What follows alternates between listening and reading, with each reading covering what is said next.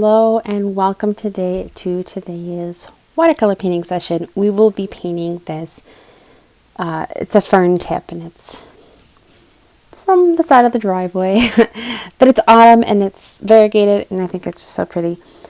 I did have a video recorded for last week, but as I was rewatching it and editing it, it felt very disjointed and the audio was like crazy, so I decided to just skip that one altogether, and we will hopefully release 2 tutorials this week. So here are the supplies that I have. I have my watercolor journal. This is from Hobby Lobby. I got it about a month ago, so they probably still have them there. I have my number 6 round paintbrush, a little palette knife, which is adorable, my clean water cup, a little bit of paper towel to catch up some extra water if I need it, and then the paints that I'm using today are from the Earth Pigment line that I just released over at Maple Sapling Studio. This is the Autumn palette. It has yellow ochre, burnt umber, indigo, and orange ochre. All of them are made from Earth Pigments as their pigment. There's no synthetic preservative or filler. It is pure pigment and binder. So very high quality, very, very rich, and strong pigmentation. So definitely take a look if you are looking to add to your collection of watercolors, which, as we all know, is quite fun. All right, so I'm going to sit down and let's get started. So the first thing to note with this leaf that we're going to be painting, we're not going for super realism. We're not going to get crazy about it, but we will note that, okay, so there's the stem, of course, and then each of these little leaves, as they go out, they're alternating, and the top ones, they are only a single section, just like a tapering shape, long triangle. But then as it comes down on the stem, there's little like tiny bumps that start coming out. That's the technical term for them, is bumps. And then as you go down, each one just gets bigger in proportion. So these are longer and wider as opposed to the ones higher up. So alternating, and then we'll just remember that each one has a little bit different proportions. So I like to keep my reference item near at hand, not so close that I'll keep it close for the video, but usually I would kind of examine it and then set it aside, because if you go back and forth too much with the painting, especially if you're using the wet on wet technique, sometimes like you spend so much time trying to figure out the leaf itself that the paint dries and it's annoying. That's what it is. It's just annoying. All right. So the first thing we're going to do is I'm going to take my burnt umber. And with that burnt umber, I'm going to do the diagonal stem.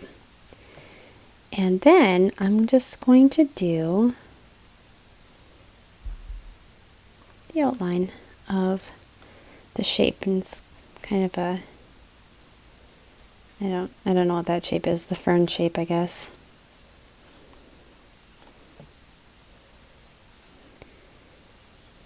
And trying to keep it somewhat light.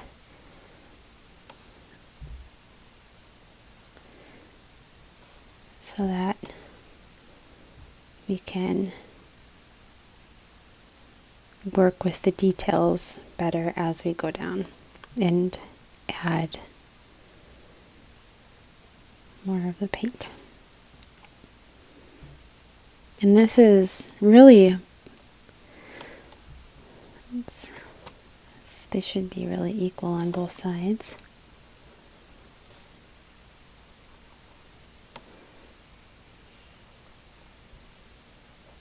Okay. All right, probably good enough for now. Next, we're going to be alternating the burnt umber and the orange ochre. And so you'll see me jumping back and forth almost without rhyme or reason, but I'll try to talk through it. So I'll just use the umber here. And if you can hear the kids in the background, it's because they're awake. I'm not recording this video during nap time, for better or for worse. So hopefully their little bit of screen time for the day will not result in fighting or screams, because we all know that's what happens. Alright, so I'm making my elongated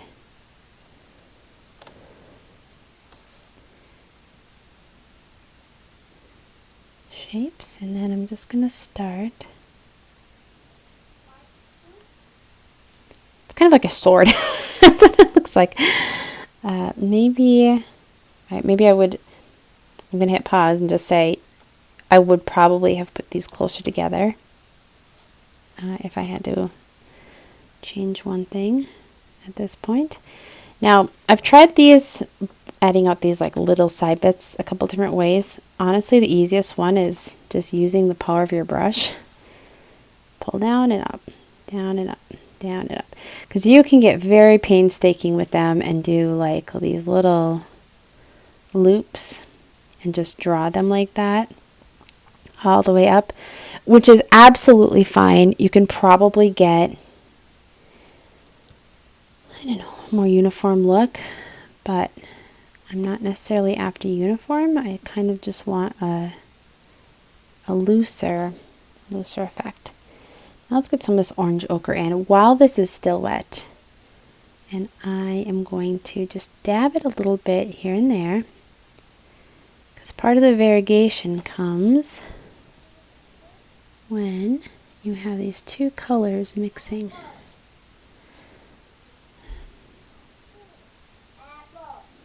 And I almost wish I had the problem with how I did this, but we'll save it, don't worry, is that my brush is just a little bit too small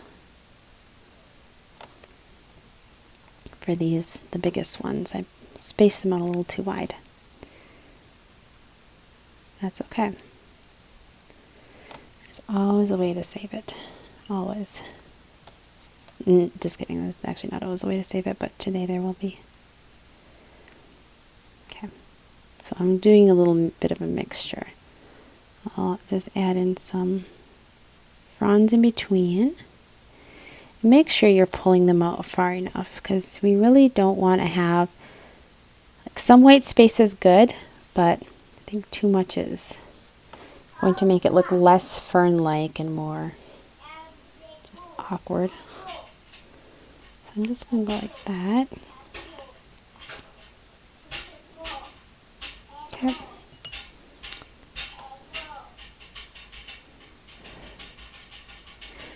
If you are a parent and you are at home with your kids, ever, like whether you're stay at home or not, do you ever just get nervous when you start hearing the noises? Like, oh good, I've got, some time to knit or read or something. Like there's just a little bit of downtime. You're like, yes, I needed this. And then you hear the noises start, and like the tones of voices get a little more volatile, and you just know your time is limited. Like that's what's happening right now. Okay, just little V's. Pull down and up. See, I told you. I might have to hit pause for a minute. Take care of something. One moment. Alright, I'm back, and it did not take long. We just got a fairy costume for my toddler, and she was upset because it broke. One of the fake gems fell out of her crown, and she was not happy. Okay. But my paint is still wet, so we're good. Okay. So get this one. There we go. Just tap a little bit. I'm getting a little too much water, so I'll dab it off.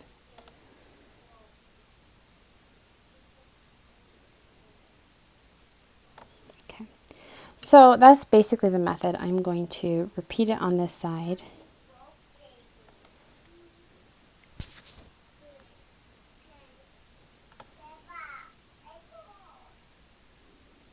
Okay, got these.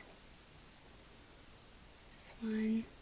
And I'm going to try just putting a little less paint on my brush and letting it run off so I can have a more natural transition.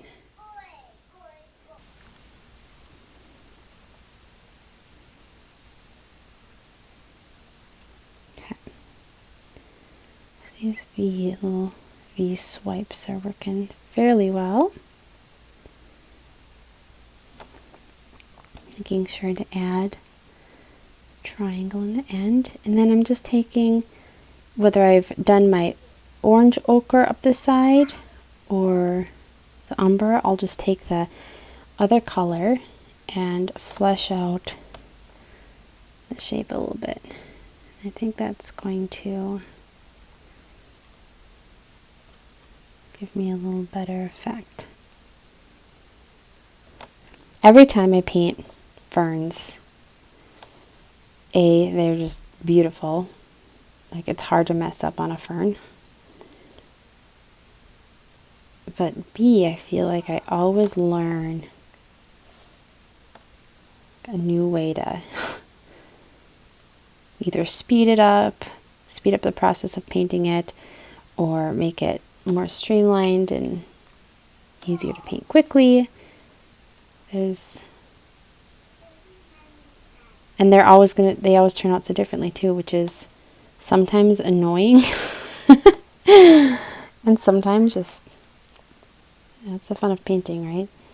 Is everything is so unique and so, like, has so much potential. It's not, I did a good painting once and I hit my peak, or everything will always be static and the same from now on. It's like there's always going to be a new, especially with watercolor, I feel like there's always going to be something unique and new and beautiful and unexpected about whatever you're painting. And that's the beauty of it. That's the fun of it. Whether or not you have happy children in the background is besides the point. Studio time is studio time. And, when you're not recording a video like I am, it's something that your kids can share in too. I have 2 toddlers, and so they are very into helping mom. Mama does something and paint, I want to paint. Which, yes, is irritating, and tries your patience until you realize, like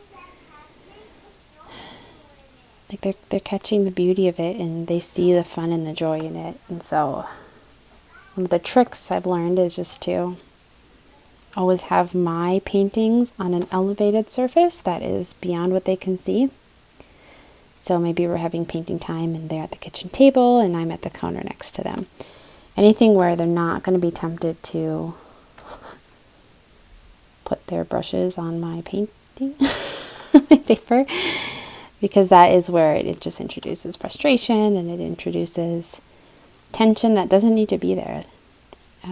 It's unnecessary. So just a little thinking ahead of time can kind of save that painting, and also allow you to share that moment with someone, whether it's a little one or whoever you're painting with. Because I feel like there's always, at some point, there's some level where painting is so personal that you feel like you have to protect it in some way. So how do you protect it and share it and enjoy it and allow it to be a personal expression of what's going on? It's the constant question, isn't it? How do you maintain creative life while while living and surviving.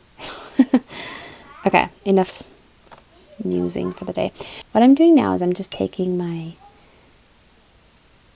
clean water and making sure that all these little fronds and leaves have moisture on them. Some of them have dried because it's been taking me a while with my necessary pauses. And it's okay if the paint's running into itself. If this is really bothering you, try to just let go.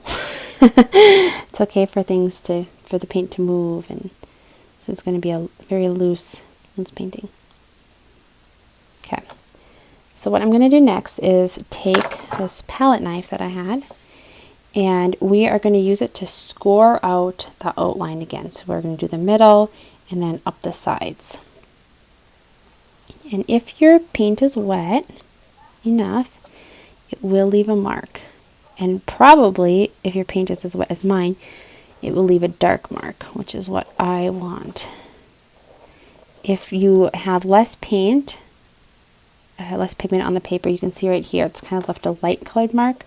That's just because it's pushed the pigment away, out of the way. And that is fine too. Really, we want the line. That's the important part, whether it's dark or light. And the fun thing about this is you could do this with like a solid color, but and just do it with your brush. But I like using the palette knife and the scoring method because it won't disrupt the variegation that you've achieved with your wet on wet paint mixing. It'll just add to the effect. If you want to as well, you could always go up and down depending on how much time you have. And go up and down the sides. Each of these little mini fronds, aka bumps. There we go, that actually looks really nice. And we're not looking for perfection, we're looking for whatever perfection is, right? We just want the structure to be shining through, and we're abstracting it from the leaf.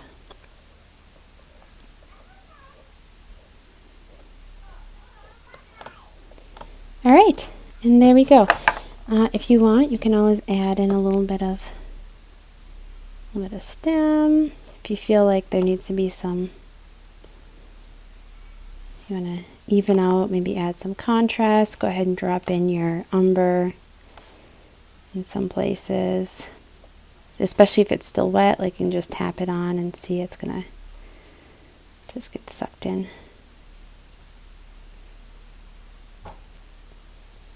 There we go. And that is how we are doing our fern today. So I hope you enjoyed it. This could be a fun piece if you do, I don't know, like an autumn bouquet. You've got maybe a couple different ferns in there. You could add some leaves, and we'll be using this technique. I'm working on a video course right now on, what in the world are they called? Wreaths. Mom brain is hitting hard today. So we're going to do some autumn wreaths, and this method that we're using for the fern will be utilized in the wreath. So I hope you enjoyed this. I hope it was relaxing, and that you share your painting results with me either on Instagram or YouTube. And once again, the paints I'm using are from Maple Sapling Studio. Right now we're just on Etsy. I hope to get a website up soon.